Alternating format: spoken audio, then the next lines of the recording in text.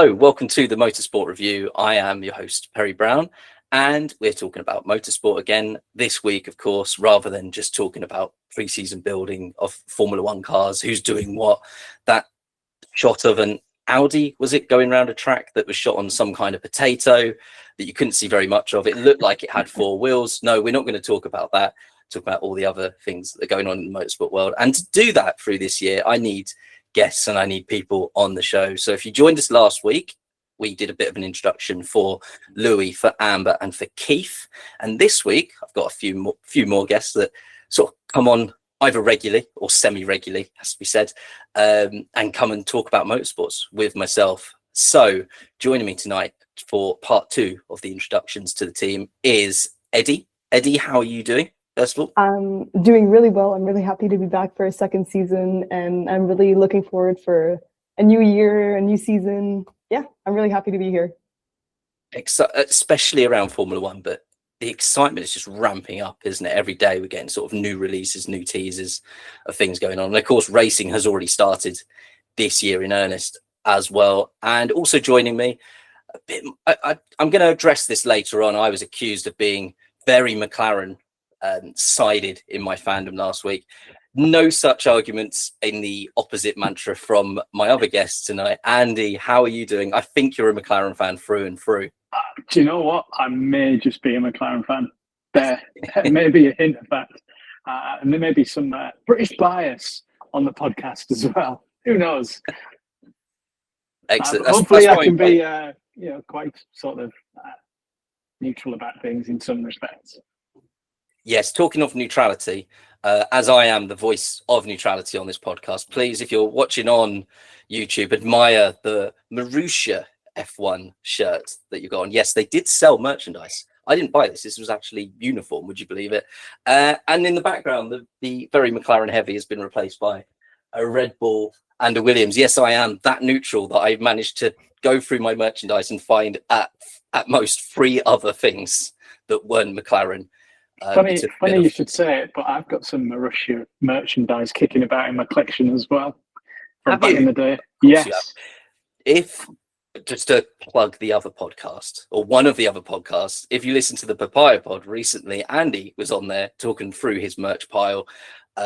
It's quite a bit more impressive than mine. I don't think you would have had to search quite as long as I did to find at least 3 items that were not McLaren related. Yeah, it did take a while. I wouldn't know where to find it. It would take me about an hour or so to find some of that stuff. I do have some other team stuff kicking about. Mainly, well, I bought a Williams t-shirt with a martini on it just because it's quite iconic, and it had that stripe. I like the style of it. Never worn it, but it's there in the collection. I imagine how much of your collection is still in the wrapper and hasn't been worn before you buy it up. Yeah, there's a bit. One day I will take it all out of the loft and try and do something, sorting it out somehow. Catalogue it, the Andy Donnelly catalogue. You could start a shop. I think you'd put F1 merchandise out of business. Yeah, there's a lot. There's a lot. A bit too much, some people would say, but yeah. There's never too much F1 merch. Never too much. No.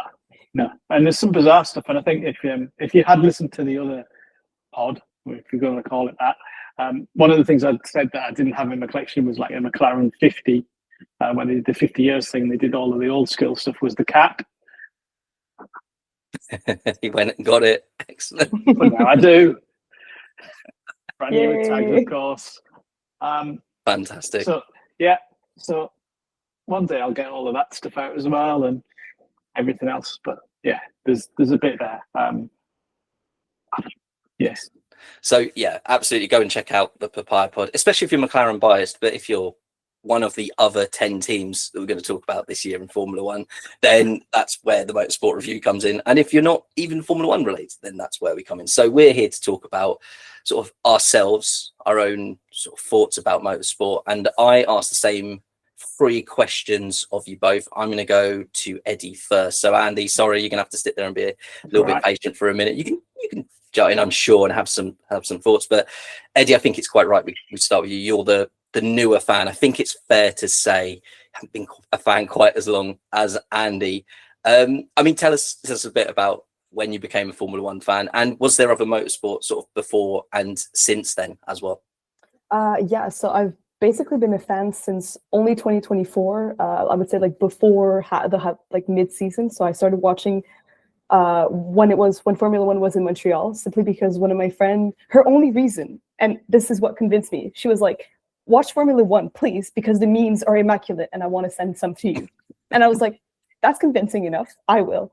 So she was going to free practice of the Montreal Grand Prix, and she sent me pictures. She was like, it's so much fun. It's so much fun. You're going to have so much fun watching it. So I decided this Sunday to watch the race and completely fell in love with it. It was also quite a fairly chaotic race with the rain. And after this, the rest is history. I started watching the other races, caught up with Drive to Survive with a grain of salt. I've heard people saying, like, take it with a grain of salt. So I also watched like older races, interviews, everything. And when the season of 2025 rolled around, I was fully ready. And yeah, so that was my first introduction really to motorsport. I obviously am from Canada, so motorsport is not necessarily as popular as it is in Europe or even in the US. I was born and raised in a hockey family as well, so I've always been. Yeah, which hockey team was it then? The Montreal Canadiens, obviously. My dad, the Canadiens, right? Yeah, it's historical in our family. My dad's a big Habs fan. His dad was a Habs fan, so it's got passed down to me. So, but then I got introduced into motorsport. So that's the only category so far that I've been watching. But I am trying to watch more categories and get interested in more categories this year. Well, that's my job. When I message you and say, right, we're watching Formula E, we're watching NASCAR, we're watching IndyCar, and you'll just have to make do and watch it and review it for the first time and say, actually, this was better than I expected, or no, that was very naff. Why did you make me do that? Please don't ever make me watch anything else. But I'm sure that's not what's going to happen, because motorsport in general is just so good. There's other things out there, and that's exactly where I'm this quite happy to travel to Montreal and watch some ice hockey at your expense, Perry. That's okay.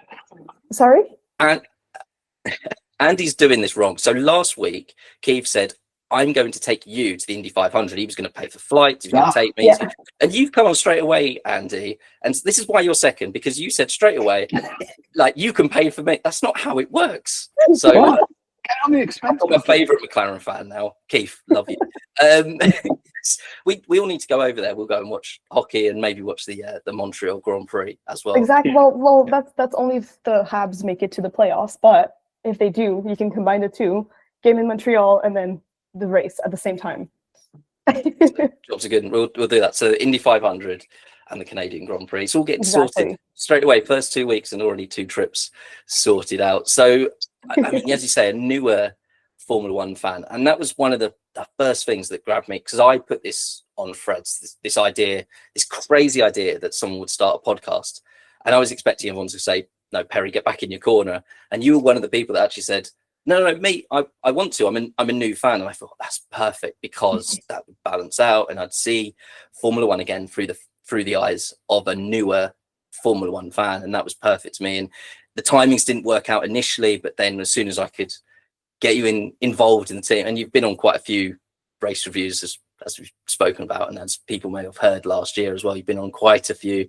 And honestly, I forget sometimes when I'm talking to you that you have only been watching for a year and a half now. Like that knowledge, that way comes across.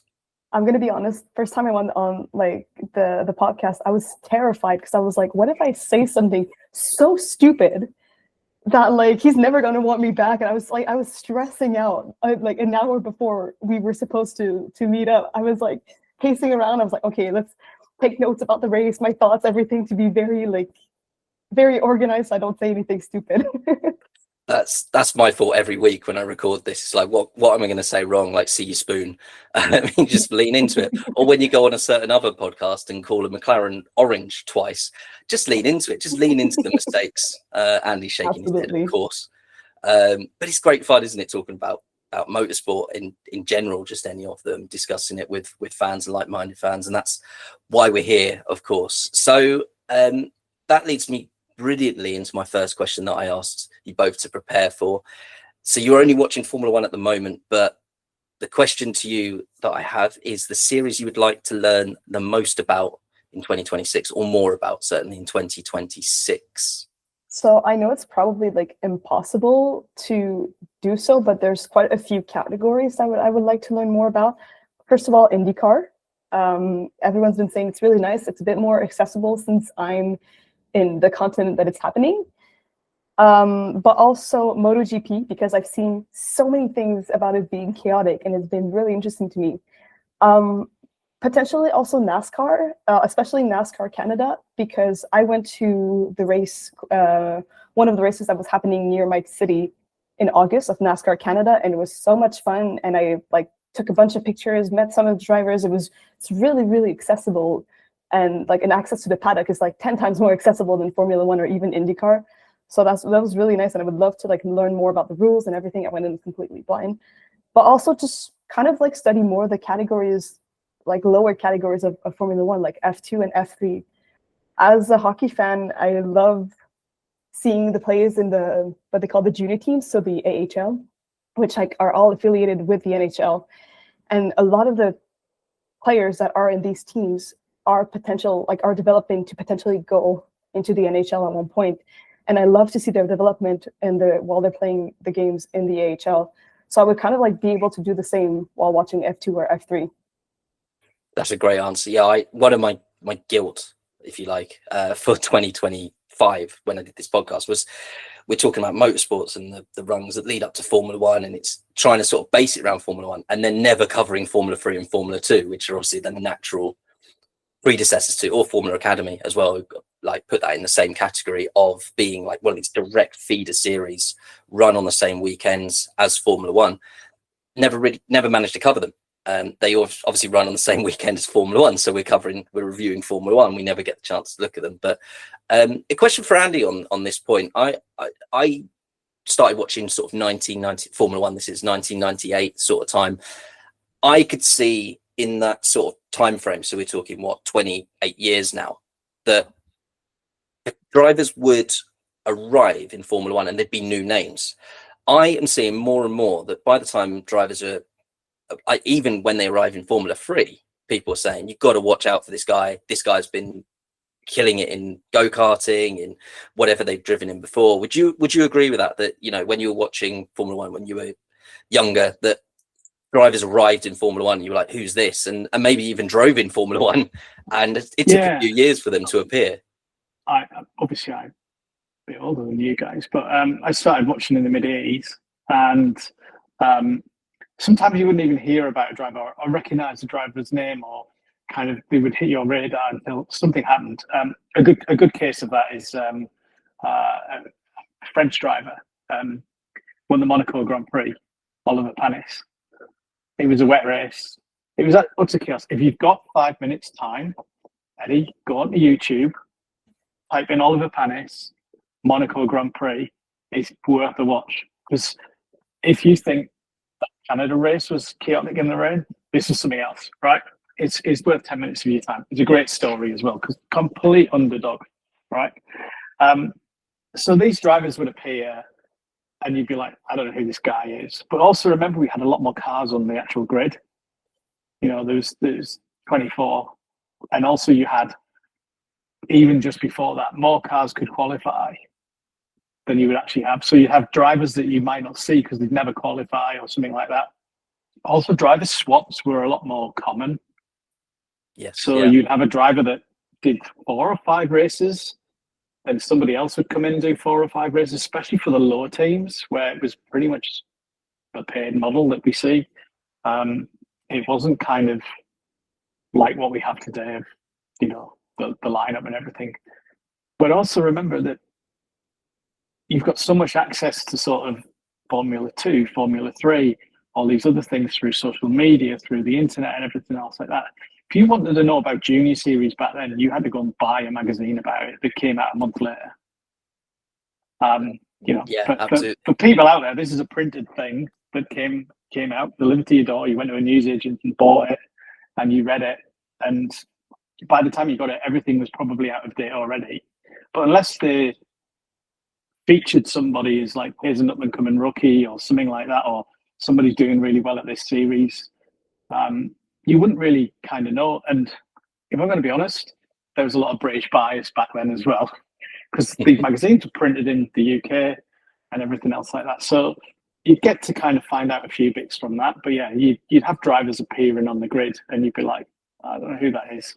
But you know, like now, like most of us, we probably have a favourite driver or favourite drivers or a favourite team. We focus on that. But also, you know, you didn't get free practice 1. You didn't get free practice 2. You got qualifying, sometimes as a highlight show if it was abroad or outside of Europe.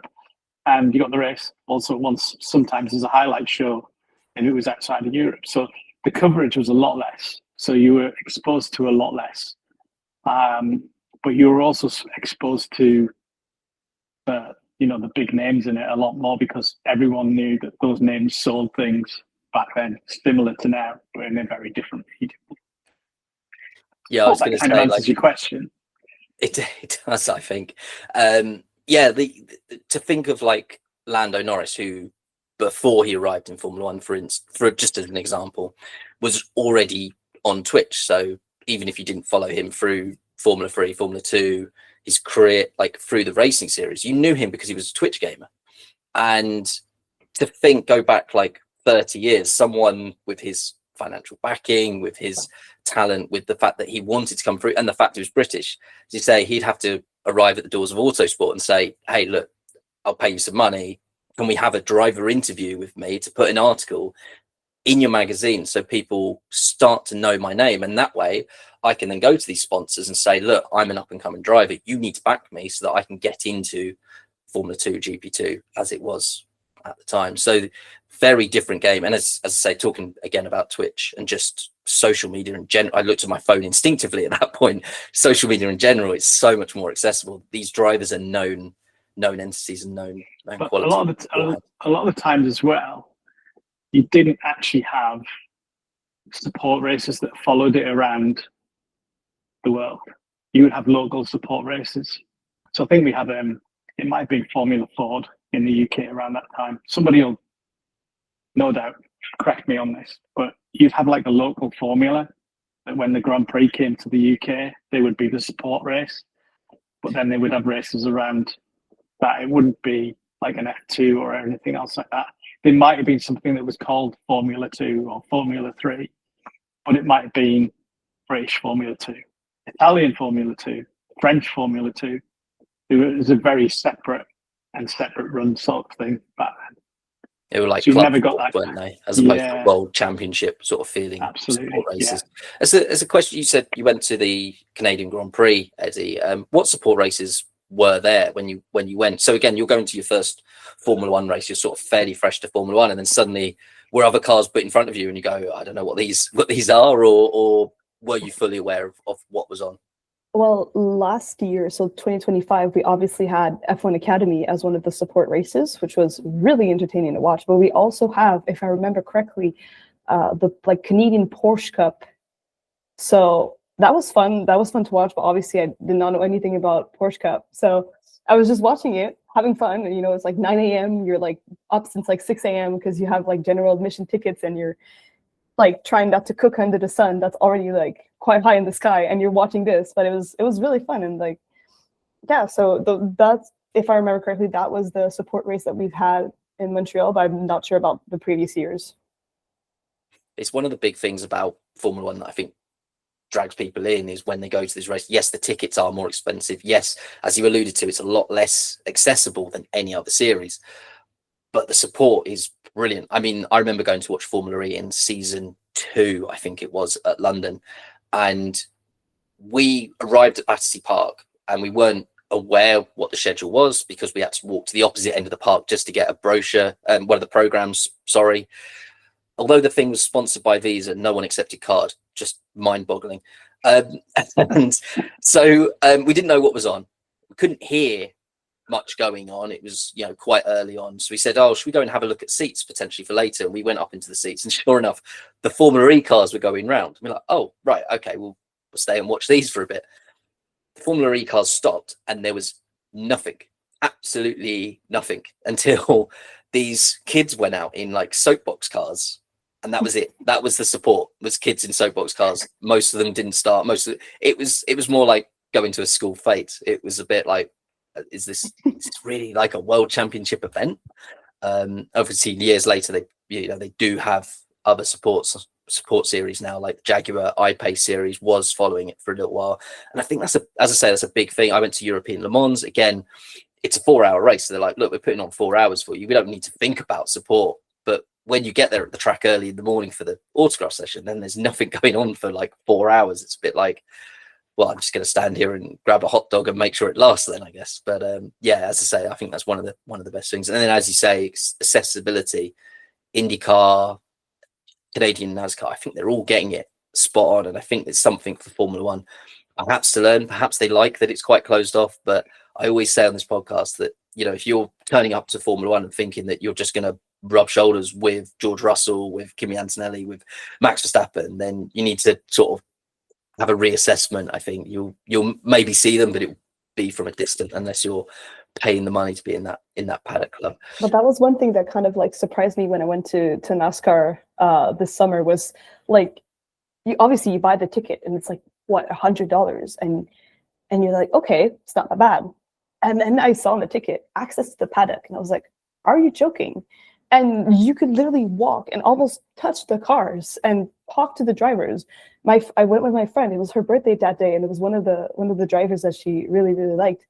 And he happens to be in like partnership with a like type of like cookie brand. I don't remember exactly the brand. It's Canadian. And so he has his face on the cookies, and that's the only reason why she knew him, because she loves those cookies. And she was like, haha, I want to bring like a cookie like in the package and have him sign it. And we managed to meet him. And she was like, hey, by the way, it's my birthday today. And he was like, give me 2 seconds. Went in his trailer, came back out with like 3 cookies, and was like, happy birthday. You don't see that in F1. You don't see that in other categories. It was so kind of redneck a little bit, but I loved it so much, because it's 10 times different atmosphere than like F1, where it's like kind of like rich and like you have to be like elite to be in the paddock. There you're just like two like 20-year-olds with cameras having fun and like going around talking to the drivers, talking to people. And yeah, no, it was so different from what I've seen in F1. I really wanted to talk about British touring cars at that point, but I think we're going to come back to that when we speak to Andy in a bit more detail. So I'm going to get to my second question for you, Eddie, which was the series you're most passionate about. I got a feeling it's going to be Formula One by some degree. I think we can get past this question quite easily. We'll move past that one. We've given that one a bit of time. So my final question was your favorite single event or race, whether that be in Formula One or any series or elsewhere. See, that's a really tough question, because obviously I would have liked to attend more races so I can like kind of like get myself an idea of what to answer.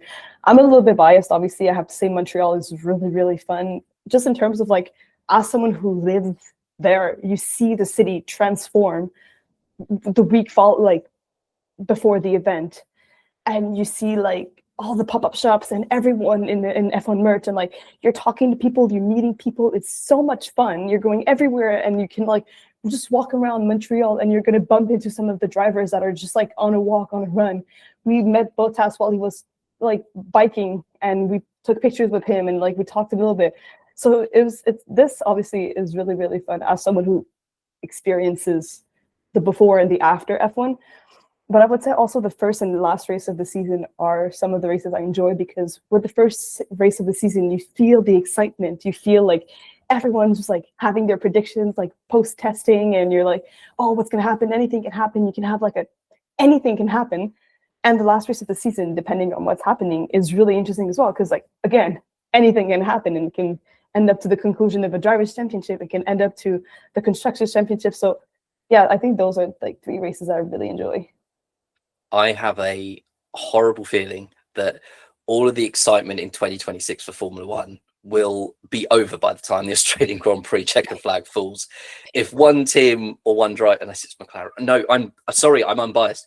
If any papaya team wanted to win that race, even still, we're fans of racing first and foremost. I think Andy, with you'd confirm with that as well. We're McLaren fans first and foremost, but what we want to see, and we said it a few times on the McLaren fans cast when you were hosting that we want to see good racing first and foremost. And I feel like once the checkered flag falls in Australia, we might have a good idea that one team's got it absolutely nailed, and we're going to have to hope for some good racing behind them. But I really hope I'm wrong. Yeah, I agree. I think certainly, I think we've definitely touched on it in the past where we talk about Verstappen. Now, give him his dues. He's a great driver. One of the best, absolutely, which you might be surprised coming from me dressed in papaya. But the guy's unstoppable in some respects. However, what turned me off from him dominating everything, there's no challenge. So when you had Lewis dominating, there was challenges from Rosberg, there was challenge from Bottas and Verstappen at that point. And it just felt it kind of reminded me a lot of the sort of Schumacher years where nobody was able to challenge him because the driver in the same car was not getting the same chance. Contractually, not getting the same chance. Yeah. So, and obviously, I'm definitely biased. I was very happy when McLaren kind of got their act together and started to win things and get up there. But barring sort of the last couple of seasons, even last season, you could think, well, is Verstappen going to win it? Is the Mercedes going to win it? Is McLaren going to win it? You wouldn't really know, and that was quite good in some respects. Obviously, from my nerves point of view, maybe not so much. Kind of sat there thinking, right, we're starting third and fourth. What on earth can we do here? But certainly, I just want to see good racing. I don't want somebody 30 seconds out front. I want to be waiting to that checkered flag and thinking, oh, are they going to get them on the last corner? What's going to happen? I want some jeopardy. I want some drama. I want to be able to kind of talk to my friends about it afterwards and go, hey, did you see what happened? Rather than just go, oh yeah, well, Verstappen passed Oscar in the first corner and then that was it. It's no entertainment for anyone, really, that is it. So, slightly different and biased opinion when McLaren were doing it. And I'm going to caveat that we haven't been that good for so long, but I enjoyed every minute of us being 30 seconds out front when we were. Do you know, I saw a lot of talk, especially going into Abu Dhabi, from fans of not Papaya, shall we say, or fans of Max that were saying, do you know what, if McLaren had turned around from the start of the year and said that we're back in Lando or Oscar, whichever way, then they would have had a drivers' champion by even before Las Vegas. And as we've said here, that isn't the way to go racing, because we ended up with a challenge of 3 drivers going into that last race, potentially being the champion. That's how it should be. And again, think of like 2014 to 2016, you had Mercedes out front. And if they'd turned up at the start of each season and said, right, this year, Lewis Hamilton, you're the champion. This year, Nico, you're the champion. I mean, they would have been much the same as the Verstappen sort of domination period, where it was almost, Verstappen was just so good, the Red Bull was so good, and the pairing together was just so good. I don't think even Vettel had that when he was dominating, because he seemed to just be, he'd either win or be second place, but it was always someone else taking the win, taking second place. He always had a challenge. He just maximized everything he had. The thing with Vettel was he's incredibly consistent, and his first championship, he never won. He never led the drivers' championship until the end of the last race. So it just shows consistency over a season, and a worthy world champion as well for Red Bull. He was as well, but there was that first, I think it was 2012 when he won his first championship. Could be 2011. I don't know. I'm old now. I forget things. But I think I remember going into the last race, there was 5 drivers could have won it. I think it was Webber, Vettel, Alonso, Button, and Hamilton, I think, could have all won it. So, that's what you want as a fan, don't you? You want to be, you might support one of those drivers or one of those teams, but at the end of the year, you want to be sat there going, right, okay. You don't want to be done by Japan and everything wrapped up. It's boring.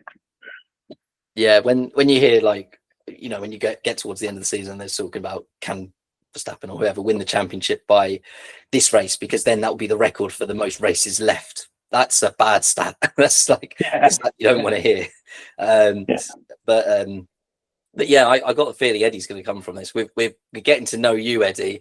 Me and Andy have hijacked it, and instead I'm hoping sitting writing a list, going right, okay, Abu Dhabi 2010. There were 5 drivers. I got to go and watch this race. I have watched a little bit of this race, so I know I know a little bit about the story. I mean, it was good. I mean, some McLaren fans, not myself, I'm completely unbiased, but some McLaren fans, Andy, were sat watching that race thinking, like, as you say, an outside chance for Hamilton or Button, but really it was looking like it was Mark Webber versus Alonso, and they both sort of covered each other into second and third in the championships. It was an epic race to watch, and I think on that day I was more against a driver than with one, let's just say. But as I'm completely neutral, then I can't say which one, Alonso. But we love him now because he came back to us, and then we hate him because he's gone off to Aston Martin and done other things. But that's how being a fan does. Eddie, we've stolen it a little bit, but thank you very much for your answers to those questions, and I'm sure we'll come back to you as we delve into Andy's answers now to the same questions. I'm going to go to the middle one because I think I know this answer already. I feel like we've spoken about it already. Series you're most passionate about, Andy? Yeah, it would have to be 3-wheel tricycle racing in the south coast of England. I haven't got around to covering the 3-wheel tricycle. Yeah, I guess if you haven't figured it out now, I'm a big Formula One fan, big McLaren fan. I don't tend to follow drivers because I've followed the team for that long. But you know, I do like the drivers we've got at the minute. But drivers leave, teams stay around, and that's kind of the way it works for me. How did I get into it? A long time ago. I liked the cars that were red and white when I used to watch them on a Sunday afternoon after I had my Sunday lunch, which happened to be the McLaren cars with Ayrton Senna and Alain Prost driving. And if anyone knows that history, you know, that was pretty phenomenal team and a phenomenal sort of couple of seasons. So I got a bit hooked there, fell out of love with it a little bit during the Schumacher years. And then kind of when Mika Hakkinen came back in, was in sport and DC for us, kind of rekindled my love for it from there and just started watching more and more and more and more. And then next thing you know, you go to a race. Next thing you know, you go and do another race. You've got this to come, Eddie. You'd be like, oh, I've done Canada now, which is the next one I can go to. And you'd be like, oh, I know some guys in the UK. Let's just do that one. And then you're like, oh, but if I go to the UK, then I can do this one as well. It's just the short hop over here the week after. So yeah, you start kind of like ticking them off a list and going around the world. It's a great way to have a holiday, by the way. Just find where the F1 race is and just go, yeah, I'm going there for a weekend. Bizarrely, Canada is one that I've not done and I'd love to go. 2 reasons outside of F1 is one would definitely be the hockey. I spent some time in the US in the 90s, and I was in Philadelphia when they made the Stanley Cup final, and I got absolutely caught up in all that.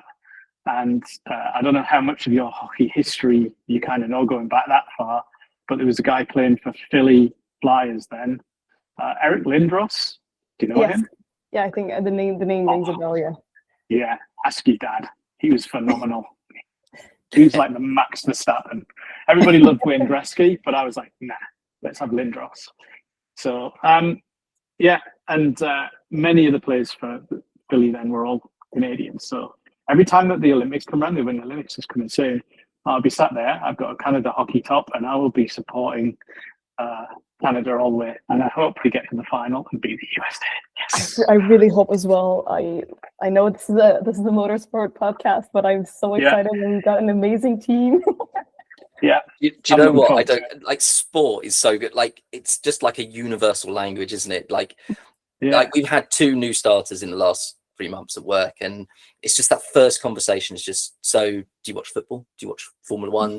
And then you find something somewhere along the way. One of them is unfortunately Liverpool and Max Verstappen fan, and he sits the closest to me. But the other guy doesn't follow any sport at all. But Mario Kart, that's the sport. That's the sport we've found to, like recently. Is like, okay, this is where we're going to get on. So I just love that, you know, sport is just universal. You know, you put 2 people that have never met together on a podcast. I'm talking obviously about Addy and Addy. I think we've met before, but I didn't see they're just like, oh, you know this guy. It's just phenomenal just to sit and watch. I know nothing about ice hockey, but ice hockey away. Okay, so you're going to set us a challenge to like watch a series or something like that. I think you need to watch some ice hockey, especially the NHL. Especially the NHL, because international competitions are really interesting to watch. However, the rules are so much different than at the rules of the NHL, especially like around in terms of like contact, fights. It's really rough in the NHL. So that's really fun to watch. And even if you don't like ice hockey, it's so much fun to like just the atmosphere at a game, especially in Montreal, because everyone says the arena in Montreal to watch the game is probably one of the best around the NHL. And it's so much fun. You connect with people you've never seen in your life. Your team's gonna win a game, and you guys are gonna hug, but you've never talked to each other other than just, hey, how's it going? It's beautiful. I had a friend that was in. I said it's completely forgotten. Hi James, if you're listening. Dragged me and a friend to Guildford Flames to watch them play. So I have seen a ice hockey game many years before, because as soon as you said the contact, I was like, oh yeah, I did go and see a wrestling match on ice.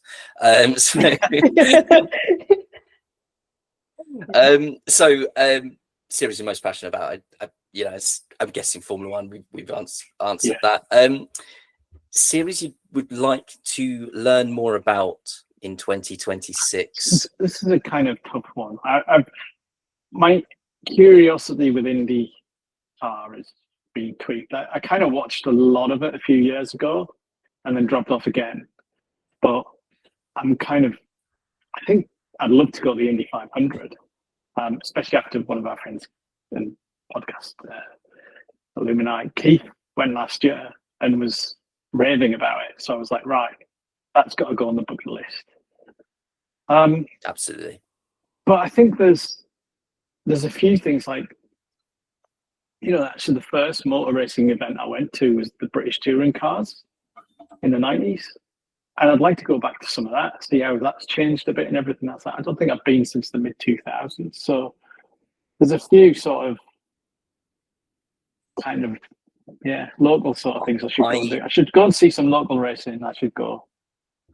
I can very much say that a lot has changed about touring cars. So I used to go to Brands Hatch quite a lot with my parents and brothers to watch British touring cars when I was younger. And yeah, as you get older, move to Shrewsbury, to the middle of nowhere, and you think, oh, there's no tracks near me, and then suddenly discover, oh, actually Alton Park is not far away, and you go, do you know what, I'll go back. And I turned up thinking it would be as closed off as it used to be. I know there used to be like the paddock area, the big gate, and two men stood by it saying, you're not coming in.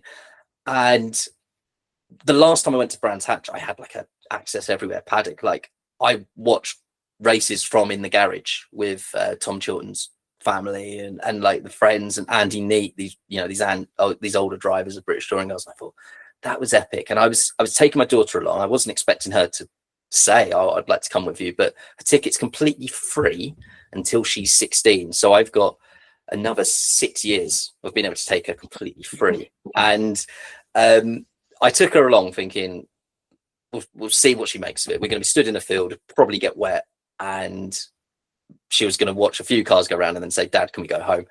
But she loved it, because as soon as we walked near the paddock, I was hoping to meet a friend who was in the Mini Cooper support series. And I was like, can you come and meet me at the gate? Can you come and walk through? And they're like, oh, just come and find us. And it was literally, you're walking in, and the only areas you can't get to are the team garages. They're the only bit with a single bit of rope across the front.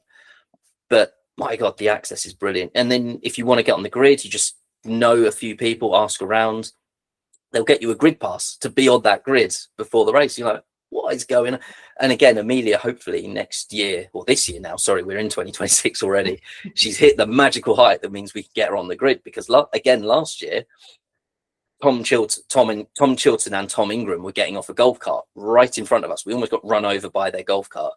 And as they were getting off, Tom Chilton was on our side. And as I said, I used to know him. I said, if I give you a microphone, I give her a microphone, knowing she knows nothing about touring cars, will you talk to her for 5 minutes? And he's like, yeah, absolutely. I've got nowhere better to be. You know, the meeting won't start without me. And he sat and recorded and spoke to her for 5 minutes. Was just brilliant. You know, that is the sort of level of time, as you said, you want to get from driver. You know, as you said, Eddie, with your story about, you know, you go and find a driver and you sort of think that they might sign something and then move on very quickly. When they've got the time, it just means everything to you, doesn't it? It just makes your day, that experience of, you know, they've got that time. It depends if they steal your bag of Haribo or not. So Carlos Sainz, I'm still coming after you for picking my Haribo in Australia when you were driving from McLaren. That's a great story. I haven't heard this one. I think you alluded to it on the Papaya Pod, so I need to know more. You can't. So quite a few of us went out to the season opener a few years ago in Australia. There was about 8 of us, you know, McLaren fans and stuff, and we just got a message from the team, said, "Oh, you might want to be at this hotel at this time." Sat there. I think it was the first season pairing of like Lando, and Lando and Carlos Sainz comes in. Who else? Mario Andre as well. Zali, just royalty. Yeah. But they just came and sat with us for about 15 minutes and had a good chat. And I had a bag of, you know, always carry Haribo around because, you know, if you go to a race, you need some energy. And Alex was like, "Oh, Haribo, yeah." And he just stuck it in. I was like, "All right, go for it." His trainer was giving him the daggers from about the other side of the thing. And Andy was banned from ever meeting any driver ever again after that point. No, it's worse than that. There's another story somewhere else. But yeah. But I mean, that was quite good, you know, like that's unbelievable access and luck. And, you know, we weren't doing particularly well then, and you traveled all that way across the world to support your team. It was very nice of the team at the time to go, you know, "Hey, guys, we know that we come from the UK, the day of you come and see us here. You know, we've got some stuff signed and everything else like that." It was great. So, you know, the opportunity. I've only been to one Formula One race in 2013 at Hungary, and back then McLaren doing this thing. Not that they're my favourite team, I'm obviously completely neutral, but they were doing this thing at the time that said, "Let us know if you're at a race this year, and if you are, you could be in a draw to come and have a garage tour." And got exactly that. Me and my friend James, second shout out to James, got a garage tour with McLaren, and I mean, back then it was like, this is mad. Like, we're just in the garage, and obviously they said the same thing, like, you know, the usual things. Don't take pictures of the back of the cars. You can walk through, just have a look, and you're just like, this is the garage. This is absolutely insane. Again, it's just all about that time. You know, the team, the drivers acknowledging that you as a fan are important to their endeavors, and that's what we ask for. It doesn't often get answered, and you sort of have to like accept that and sort of go, okay. But when it does, it's just day making levels of excitement and happiness that the buzz that it gives you. This is one of the things that kind of like makes me sad of not getting into Formula One earlier. It's the fact that I did not experience that. I've like only experienced the more like closed off part where like there's like maximum security. And even like I was told that a few years ago, I think like about like 10 something years ago, during the Montreal Grand Prix, garage touring on Thursday was free. Like you could walk the pit lane and like see the garages. And now it's a lottery system. Like that as well. And now it's a lottery system. So just to kind of give you a bit of background to that. So if you take 10 or 15 years ago, for every 1,000 McLaren fans, 15 years ago, that number is now 10,000. Mm-hmm. That's what they're dealing with. That's why it's become such a thing. And it's not a bad thing. So 15 years ago, 20 years ago, going to a race, it's very rare you would have seen somebody young. I'm counting you as young, by the way, right? Not Perry. Yeah, that's fair. That's fair. But you would, and certainly female. It just wasn't, unless you were being dragged along by their dad or something like that. And you could have counted the amount of females at a race weekend. I'm not just talking one day, at a race weekend on both hands. It just wasn't happening. It was, I hate to say, because I fit into that category, middle-aged white men sport, right? And whilst the internet is full of trolls that go Drive to Survive and all the rest of it, quite frankly, I couldn't care how you got into sport, because that's whatever your access is, and however you got into it and however you've discovered it, as long as you enjoy it, that's what it's about. Absolutely. Right. And what kind of what a lot of people are saying is, it's all because of Drive to Survive and everything else like that. It makes no difference. It's changed F1 for better in the fan base. It's made it such, 10, 15 years ago, we wouldn't be doing a podcast like this, because literally nobody would listen, because there was just not that many people out there doing this sort of thing. And I would say that it's changed for the better, but you've now, whether it's social media, whatever, somebody might have some stats somewhere, it doesn't really matter. But the actual amount of people that follow the sport and where they're from around the world is just exploded.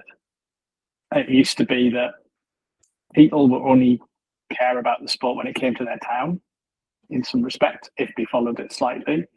And certainly, I remember going to my first Australian Grand Prix in 2012 and speaking to some Aussies who were sat next to me, who left before the F1 started. Yeah, there to watch the V8 supercars, I'm sure. Exactly that. It was because it was coupled with a round of the Australian V8 supercars. They went, right, we've seen what we want to see. And at least a third of the crowd left. That's insane. Yeah. So that's the big sea change. Yeah, absolutely. And more people were queuing up for the Pt.2 of the V8 cars than the F1 cars. Mm-hmm. It was crazy. But what I like in Counterpart is that even though now it's the access at the race is a bit more closed off, on social media, the teams are so present and responsive, and they're going to interact with you and always want to know more about their fans and everything. Around May, so fun fact, this is my little fun fact to say, my little flex in life, if you might, is that I share a birthday with Ollie Behrman, but in the exact same date, month, and year. So we're the exact same age. And so I think a week before my birthday, I sort of tweeted something being like, hey, it's my birthday soon, like Ollie's. And the team responded, the merch account, so Team OB responded, be like, hey, so we just DM'd you on Instagram and just check your DMs. And I look at my DMs and they're like, here's a discount code for merch if you want. Happy birthday. And I was like, this is not something that you would see happening in hockey. This is not something you would see happening a few years ago. And I was like, okay, that's fun to know that the teams still interact with their fans, still care about the fans, even though it's not on site, it's going to be on social media. And that's something nice to see. Yeah. Since you're kind of new to the sport, you didn't follow it through COVID. I think that really gave a lot of the teams a bit of a wake-up call to what F1 would be like if the fans weren't there.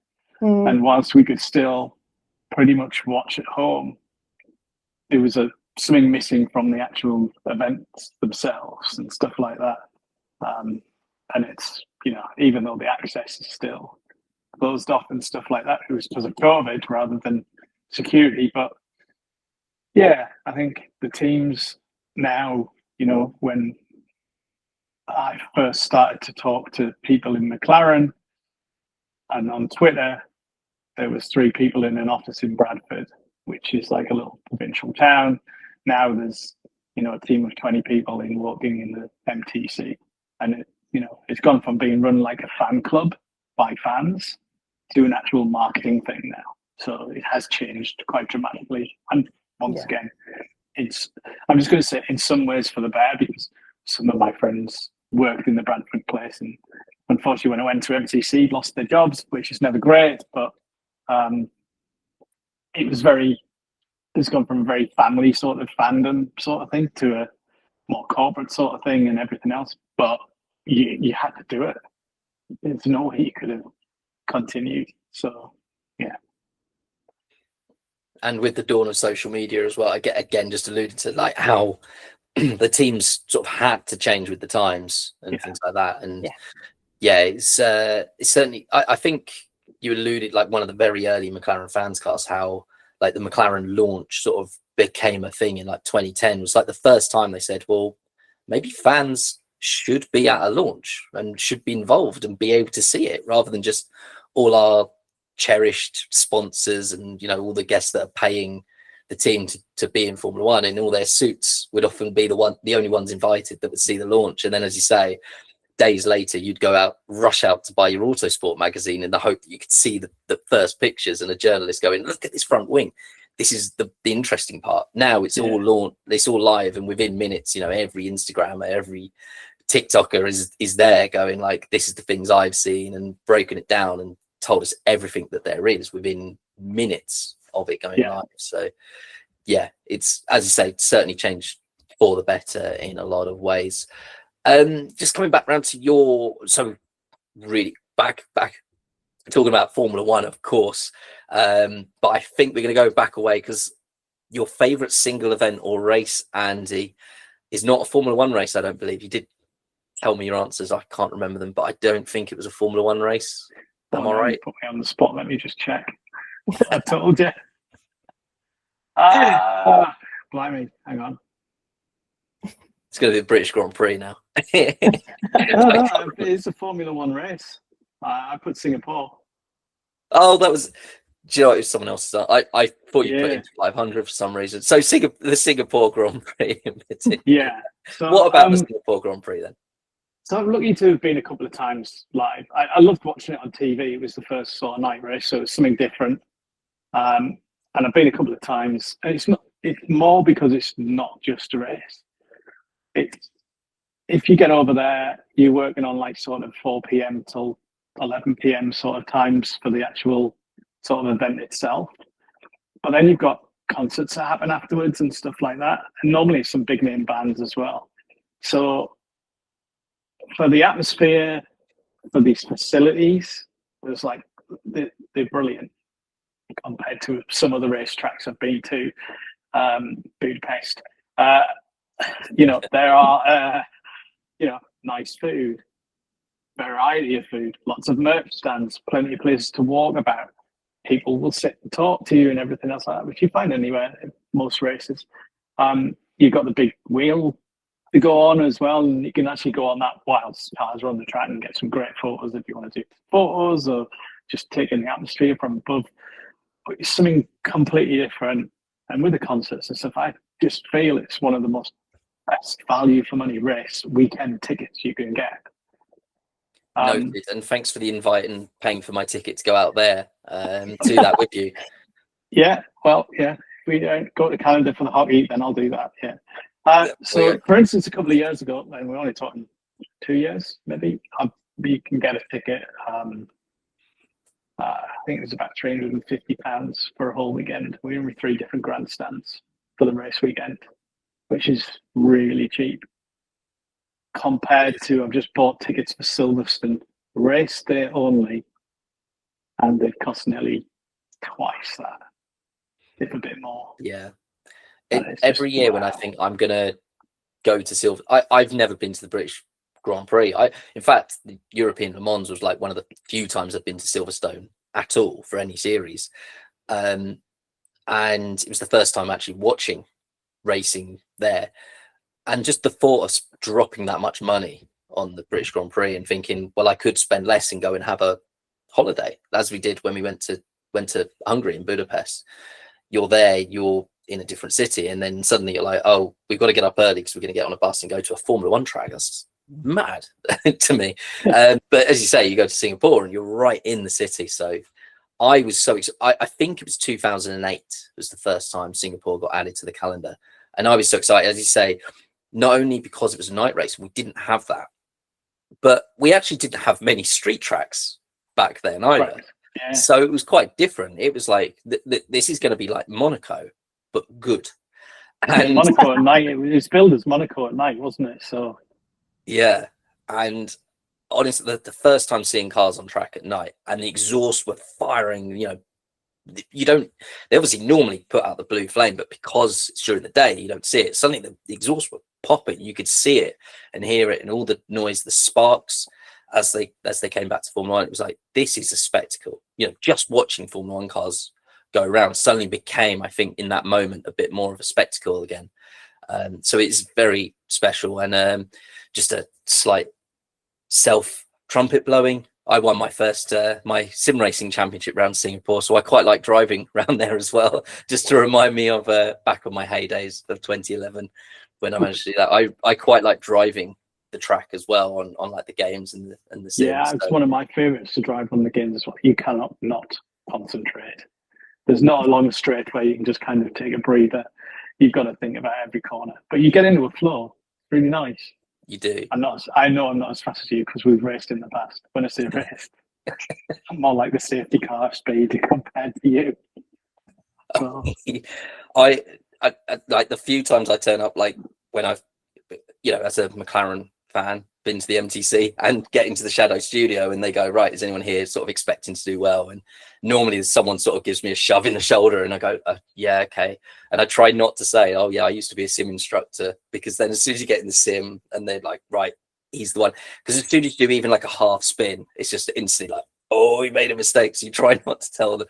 So I try to downplay it, but yeah, any parting event, any racing event, it's instantly like, Perry's the one to watch. So yeah, I get that a lot, like, about racing, but I'm sure there's always someone quicker than you, is always what I say as well. So I do like driving it. But what I used to find most fun was actually when I, again, working at the sim center, was when we'd get people that come in probably quite new to racing, had never driven the sims before, didn't know what Singapore was, but they were like, I want to drive that. And you're like, are you sure, for like a first session, are you sure you want to drive Singapore? Because what will happen is it will be very fast, it'll be very light, like as in lots of lights, and you'll be able to see where you're going. Then it will get dark very quickly, it will be crashy, and you'll hit a wall at 200 mile an hour because you'll have missed the corner. Yeah, we'll do that. And then sure enough, they go into every runoff, full pelt, hit the wall at the end, die, and have to go back to the pit lane and restart. So it was always quite fun watching people turn from the cockiness of Michael Schumacher, get completely destroyed within 15 minutes and come out and go, yeah, can you put us back on the regular track, please, the beginner circuit that most people try. Yeah, it was always good fun to see people put in their place around Singapore. It's a tricky track to learn. Whilst we're talking about racing in cities, bringing the racing to people, you also went and answered a fourth question that I hadn't asked because you keep it quite positive, but I kind of want to know more about this now. But I loosely base these questions on Snog, Marry, Avoid, but rather than avoid, we're going to be positive, and we're going to have a one night affiliation with someone in particular and then go our separate ways in the morning, was the way I worded it, hence single event. Whole different type of podcast, that one, Perry. It is, yes. Stay tuned. That's coming up after this. But you went for the avoid anyway, and you said, actually, there's a series that I'm not interested in. Andy, take it away. I want to know more. I want to know why. Okay, I'm going to caveat with a couple of things. First of all, I've tried. I've watched it a few times. I've even been to see it live with friends. I even drive an electric car. Did you go to see it live? Yeah. I've been to London to see it. Andy, the year after, I was due to sit next to you, wasn't I? Yeah. Yeah. That's a story in itself. And Andy, why was there an empty seat next to me? because I booked another racing event the same weekend in Budapest and went to the F1 instead. Yeah, it was just I specifically booked a seat. Luckily, with I only figured out 3 weeks beforehand. Yeah. It's only when we're starting to organise and say where we're going to meet, and you were like, "Hang on, no, I'm doing this with other people." Yeah, I'm in Budapest. I'm a bit knackered on that one. Yeah. So sorry, you went right. the year before. You did actually attend. I did go the year before. Now I'm gonna give you some positives. It was incredibly well organised. It was a good setup, and it was good to meet my friends and stuff like that. But even though, right, and this is what I thought would change it for me and everything, McLaren had a car there, they had some drivers there. Like you say, they've got access, could go meet them and everything else like that and chat to people in the team and stuff. Just leaves me cold. I just can't get excited about it whatsoever. And I really don't know why. I can watch IndyCar and I quite enjoy some of that. I've watched BTCC, I've enjoyed some of that. Ginetta Juniors, love watching that. Mini Cup Challenge, yeah, when that's supporting the British touring cars, exciting. Or Super Cup, F1, F2, Formula E, just don't know, don't get it. You could probably bracket Extreme E into that as well, where they go of the dunes and stuff. But I haven't given that as much of a chance as what I've given Formula E. And I've tried a few times, I've tried watching a few races and tried to kind of get into the conversations and everything. And I don't know if it's because I don't really know many of the drivers or anything. And I thought maybe once there's a team identity in there that I can follow and stuff like that, that it would make a bit of a difference. But I don't know, I've kind of, this might sound really bad, but it just feels like a little bit of a sort of graveyard for failed Formula One drivers. That's how it feels. Do you know, there was a point where it was exactly that, you know, like the first grids especially was like, yeah, your Nick Heidfeld's, your what's Alan Prost, Nicholas Todd, Nicholas Todd, sorry, no, Nicholas Prost's driving for Renault Edams, and drivers like I think Red Bull, you know, all of the failed project of Red Bull and their driver development programs. Basically, once you've had your 2 races in Formula One and then been abandoned, well, hey, Formula E is there ready for you. They had Alguersuari, they had Buemi, they still got Buemi, and drivers like that as well. So I kind of get that point. I love that you've given it a chance. That's the main thing. You've tried, especially because McLaren were there for 3 years. You say you went there. You've given it a try, and we've kind of felt that when we've watched series on here before and gone, like the really the first time watching NASCAR, I've watched it a second time. It was better watching the whole race as opposed to highlights. But if you don't, you know, it's like sweets. You know, you can sit there and go like, oh, I love Haribo, and then I can go, well, no, I can't. Anything a bit fizzy, no, I'm not. And you can't sit there and go, but they're fizzy sweets, you have to love them. You know, some people just don't like fizzy sweets as much. So I do love that you've given it a chance, and I actually can see where you're coming from. So my follow-up is actually to Eddie, because Formula E came to Canada. Now, I think it was last season they went to, I believe it was Montreal, but I can't remember off the top of my head. But Montreal? I think it was Toronto. It might have been Toronto, no? Might have been Toronto. I can't remember where I don't remember. Or really, wait, it could have been Montreal, but I don't remember. I'll have to. Do you know what? I should have looked it up. Montreal. Knowing Andy was going to do this on the podcast, I should have looked it up. Knowing who was on, I should have looked up exactly when Formula E. But my question was going to be, you know, if they go back, presumably somewhere nearby, especially if it's Montreal, would you give it a go? You know, is this series isn't something you watch now, but I'm guessing it's something you'd give a chance to, or might have already given a chance to watch it in some capacity.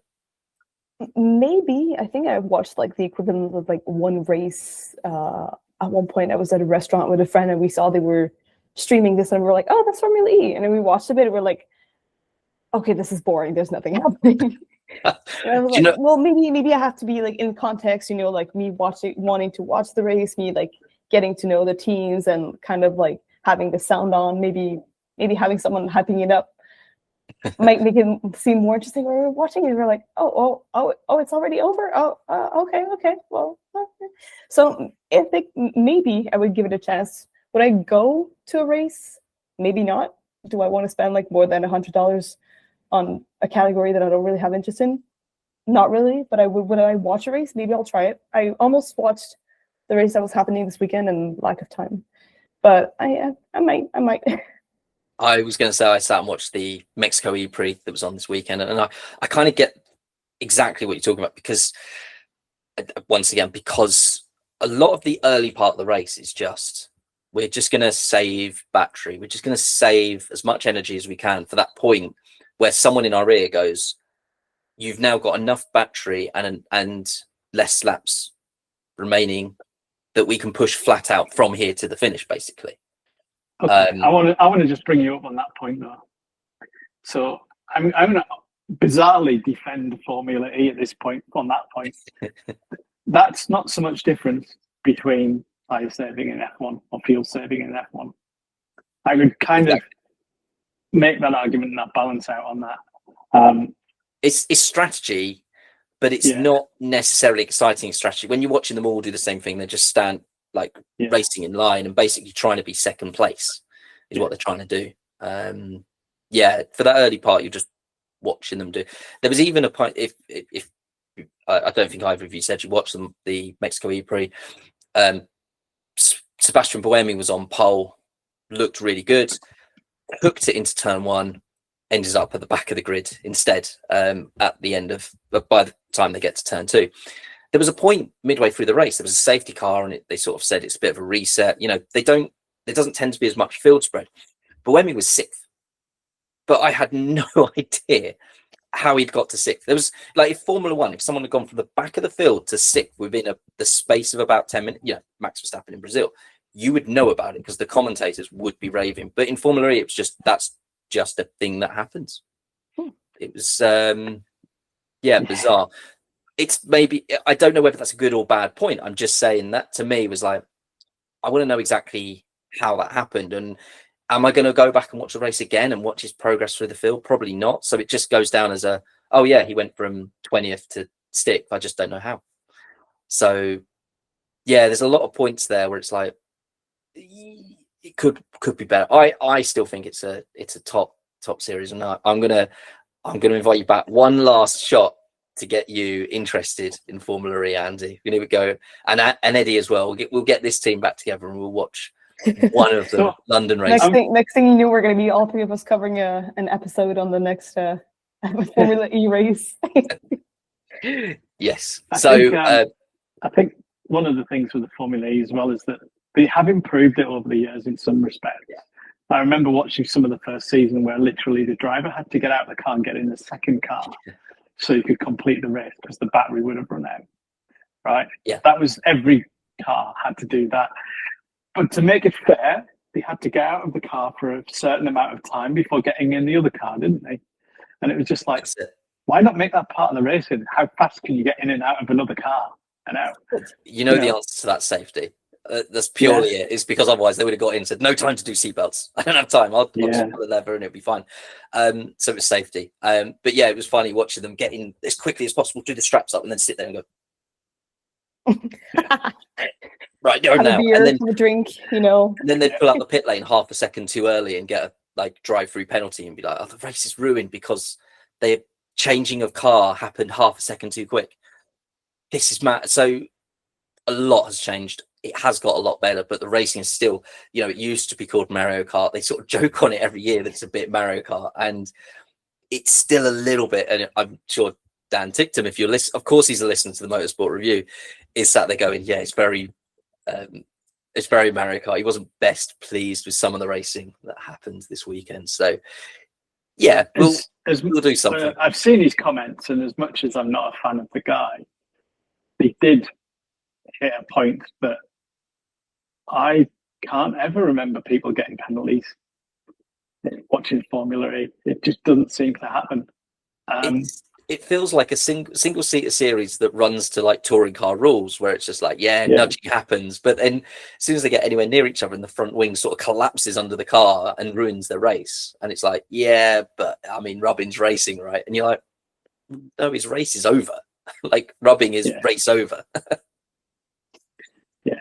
So I don't know. Maybe I will give it another go, but I don't know. I don't know. I think for me, you pay for us to go over to Canada for the Formula One, and I'll pay for us to go to London. It's a bit more. It's a little bit I think you're getting a better deal out of that. I don't know how, but yeah. Paddock access for both races. Paddock access for Canada and paddock access for London Formula E. Yeah, I just need to write an email to get paddock access to Formula E. That's the thing. Guys, thank you both so much for coming and discussing yourselves, myself, and Formula One, and just your love of motorsport in general. I mean, if you love talking about motorsport, then start a podcast. I mean, it's the best way of doing it, right? So yeah, thank you both very much. I can agree on that. Yes, you need to restart what you're doing. You know, you're seeing everyone else. You're reduced to guests now, and you're the reason that I'm doing this, because I used to love getting the invite every 6 months or so, and thought, you know what, I need to do that more often. I'll start my own podcast, and then I can ask myself, and I can go, oh, Perry, would you like to be a guest this week? Well, yes, actually, I would like to talk motorsport. So I'm going to say it's a lot easier being a guest on a podcast than it is hosting and managing one, which I'm sure you're finding out as well. I was going to say, and with that, I need to go and actually start editing, because I'm going to be up till like 2 a.m. doing that. Yeah. So it's out ready for you guys to listen to, all 5 of you, at 7 a.m. when it gets launched. Coming up in January next week, I'm going to be reviewing the Dakar. I was going to say the Dakar 24. It's the mix of the two. It's a bit more than 24. The Dakar Rally. David is back. So if you're one of the OGs that listened all the way back last year, myself and David reviewed the Dakar Rally. He's a rally enthusiast, so he's back. Going to look forward to catching up with him, talking about the Dakar, which was probably my favorite event. So I answered that question last week and said, favorite single event. I said Indy 500, and completely forgot that my favorite event is actually now the Dakar. And I've been raving about it for the year. So I'm really excited to be talking about Dakar next week. The week after that, I think we'll be talking about the Rolex 24 at Daytona. Again, we covered that last year. And then I think hopefully we're going to talk about WRC with the Rally Monte Carlo. So a few things coming up, getting those first Formula One reviews, those motorsport reviews in. And by then, Formula One will be back in earnest. We'll have seen some cars hopefully going testing. I think they're trying to close the first test, but you know, those people with those potatoes at the track, they're nifty people. They'll get the shot of your tires in your blacked car in all its 2 pixel detail. So thank you very much for listening to the latest episode of the Motorsport Review. Please do all the usual things, like, subscribe, and comment, and tell us exactly why you're not being fooled by the Marussia things, and I'm still a McLaren fan. Whatever you need to do to put me, Andy, and Eddie in our place. Eddie, Andy, thank you both very much for sharing your time and your experiences. But this has been the Motorsport Review. Thank you for listening. Goodbye.